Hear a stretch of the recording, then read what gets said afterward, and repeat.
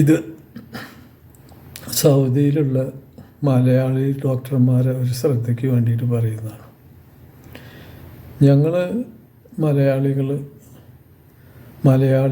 ഡോക്ടർമാരുള്ള ഹോസ്പിറ്റലുകളിലാണ് വന്ന് കാണിക്കുന്നത്.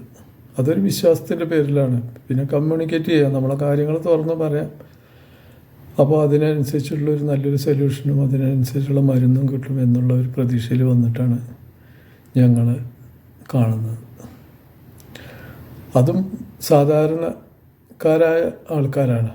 വല്ല ബക്കാലയിലോ ബൂഫിയയിലോ സൂപ്പർ മാർക്കറ്റിലോ ലേബേഴ്സായിട്ടുള്ള ആൾക്കാരാണ് പ്രത്യേകിച്ച് മലയാളി ഡോക്ടർമാരെ മാത്രം തിരഞ്ഞു പിടിച്ച് വന്ന് കണ്ടിട്ട് ചികിത്സ തേടുന്നത്. അവർക്ക് കൊടുക്കുന്ന മരുന്ന് വാങ്ങാനുള്ള മെഡിക്കൽ ചീട്ട് അത് മെഡിക്കൽ സ്റ്റോറുകൾക്ക് വായിക്കാൻ പറ്റുന്ന രീതിയിലായിരിക്കണം. അല്ലെങ്കിൽ വീണ്ടും ഈ വ്യക്തികൾ മലയാളികളുള്ളതോ അല്ലെങ്കിൽ ഇത് വായിക്കാൻ പറ്റുന്നതോ ആയ മെഡിക്കൽ സ്റ്റോറുകൾ തിരഞ്ഞു നടക്കേണ്ട ഒരവസ്ഥ ഉണ്ട്. അത് വളരെ ദയനീയമായ അവസ്ഥയാണ്.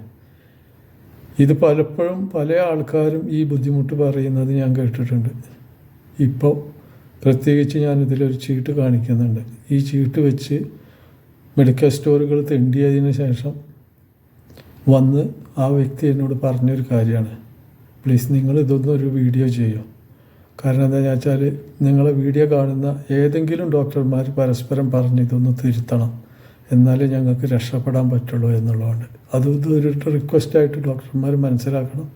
പ്ലീസ് ഇതിനൊരു തീരുമാനം നിങ്ങൾ എടുക്കണം.